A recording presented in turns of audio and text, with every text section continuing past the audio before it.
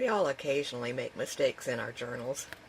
So in this case, and yes, this is from my book Artist Journal Workshop, in this case I just painted over the spot that I didn't like and did some writing on it. The sketch of my husband did not look anything like him, so I was so frustrated I just scribbled and scribbled. These are some of my quick sketches in my journal, and they're not necessarily that accurate, but I had fun with them and I learned a lot and I enjoyed watching the squirrels. So that's always good. I just drew over some areas, I overlapped images. You don't have to design your page perfectly before you start, just keep adding and have fun. We were talking about various ways to fix mistakes, and if this really bothered me that there's only part of a squirrel and his little bit of tail, I could add a bit of collage over that. And what's cool is that it matches the lettering that I had already.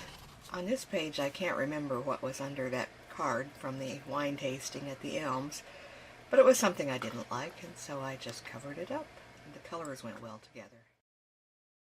We all have days when our colors just don't turn out like we want them, or we don't like the way a page looks, or things are muddy, or we put something where we didn't mean to. So a lot of people say that watercolor can't be changed, can't be fixed. Once it's down, it's down.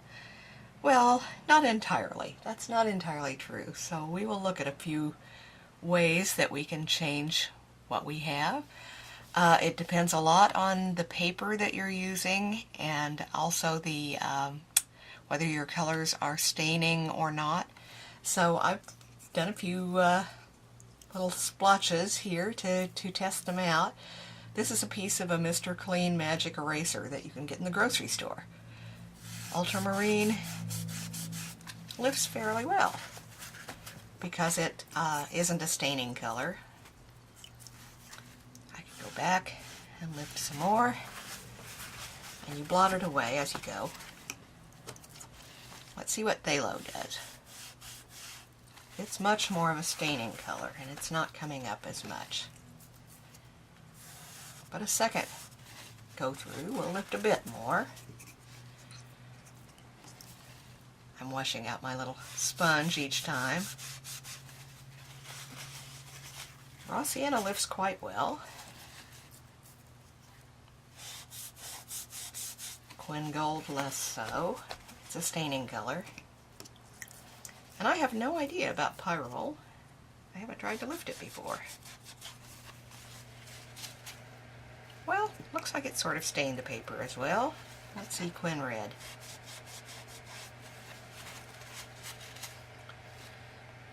Also leaves quite a bit on the paper. You can see that my cat helped while that was still wet. He walked through it. Oh, thank you so much. This is a fairly strong paper. It's Fabriano cold pressed. And once these cleaned off places are dry, you can brush away the little bits of paper that may have been lifted. Depends a lot on the paper which one or how you'll be able to lift. Some will damage the paper. The softer finished papers may be damaged, but the ones with a lot of sizing, like Strathmore, really, it's hard to damage them. They are very, very sturdy papers. So once again, I have the ultramarine and the phthalo. Let's see what happens here.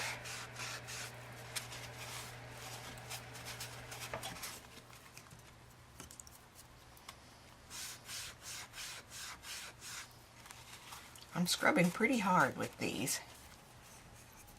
I'm going to try another go around. That's almost back to clean paper. And again, with this one, the same thing. And you can wipe away the little bits if any raise. There was a journal sketch I wasn't that happy with recently. Well, not that recently because it's winter now and this is obviously summer. But I'm going to see if I can't liven it up some. My colors got muddy. I just didn't like the way things looked. So I'm going to try to perk this up just a bit and see what happens. Lifting a little sparkle on the water. Maybe softening the edges so it's more of a vignette. Oops. My usual oops. Now this paper is in fact lifting a little bit more than some do, but it's still being a lot livelier look. I'm going to try maybe dampening here, oops, and letting that soak in just a bit and seeing if I can't scrape through for a sparkle. That's not terribly successful, but it's somewhat successful. You can also use a fine bristle brush for lifting. Let's make this mistier back here. A misty hill in the distance.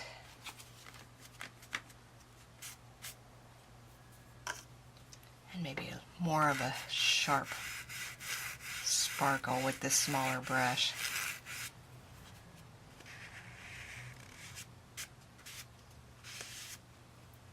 Well, I'm liking this somewhat better. I think I'll soften the tree line up here.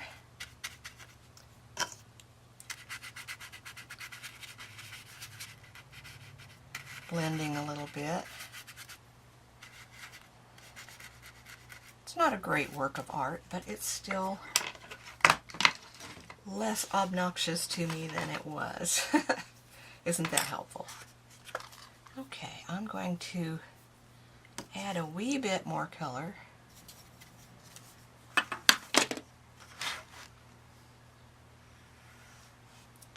Just to spark it up.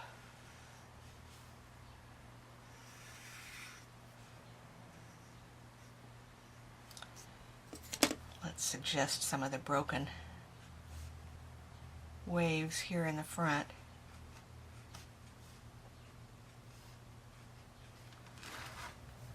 And maybe a little bit more interest in the tree line back here. You can see that the paper was somewhat damaged, and it receives the ink or the paint differently in that case. But that'll give it an interesting texture anyway. You can also paint with your little bristle brush if you wish, for a more broken edge, rough foliage. And I'm just doing that on the closer trees. A little bit of blotting.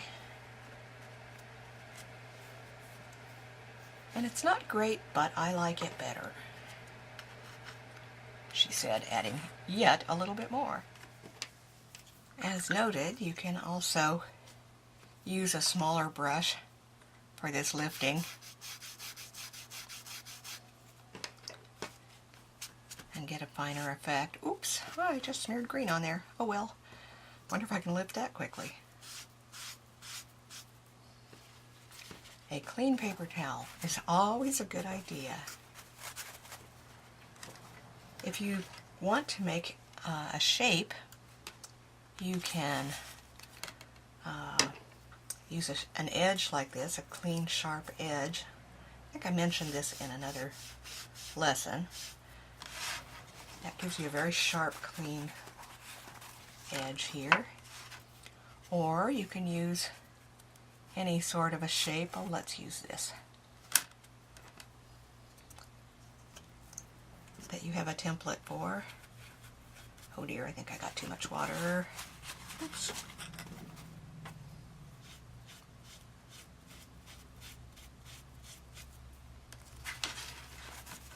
And that'll give us a soft little moon shape. Oh, it would have been good to clean the edge of the thingy so it didn't make yet another smear. Anyway, those are more things that you can do to save a journal page that you didn't like, or to give a special effect.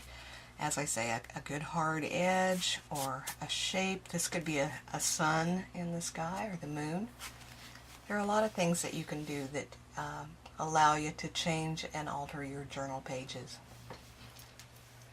If you want to make this into a more complete journal page rather than just a plein air sketch, I could give it a headline. I like to use water brushes for this because they have a nice point.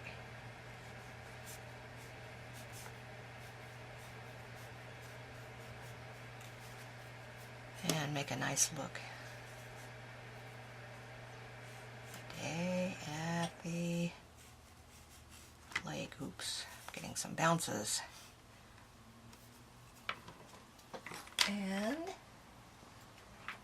I'm hoping this is dry up in this area. Let's see. Geese, ducks,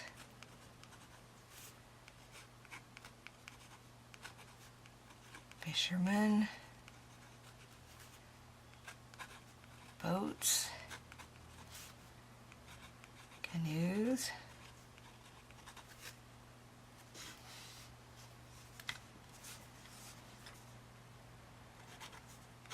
a lovely way to spend, like you couldn't read this, an afternoon.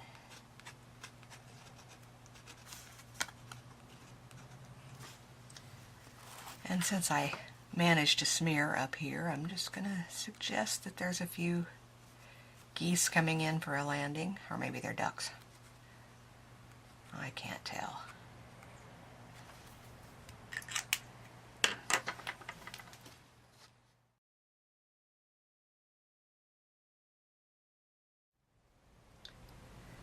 Can you see the curled up bits?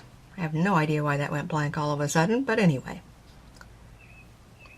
And if I paint over those, say I'm doing a glaze, you'll really be able to see how chewed up the paper got.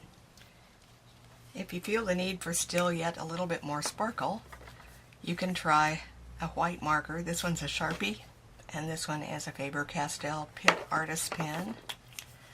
And I'm going to just suggest the sparkle of light on water.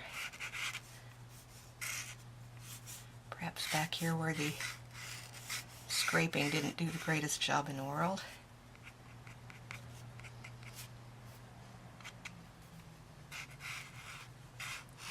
The Sharpie is a bit finer than the Pitt pen, but it's a bit more opaque as well.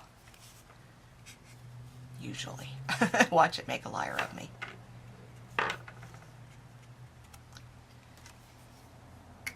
That's more fun.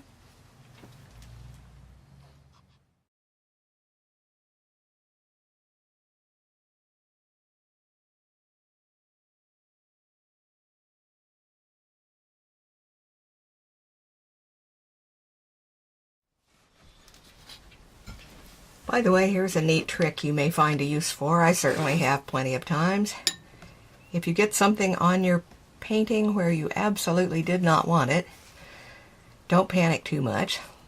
Well, let's try a different color so you can actually see what I'm doing here. Okay, say I did not want that right there. While it's good and wet, hit it with your sprayer and blot, quick. Almost completely gone. Neat, huh? And you know what? Sometimes when you don't really like the way a page turned out, I wasn't wild about those, you can just turn the page and move on. In this case, I decided to spend the time writing rather than making art, and then added my letters right over the top. That worked too.